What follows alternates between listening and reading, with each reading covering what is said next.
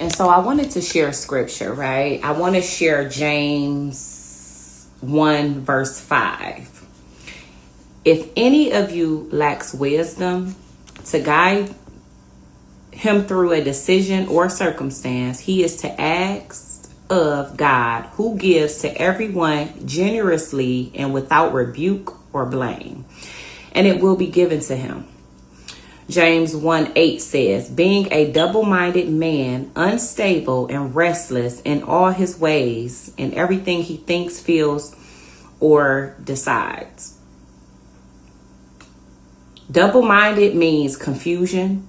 It means anything that's not orderly, anything that has you questioning God, anything has you questioning negativity, any doubt. And basically double-minded also is playing both fields. 1 minute you want to do the right thing, the next minute the devil is overpowering you.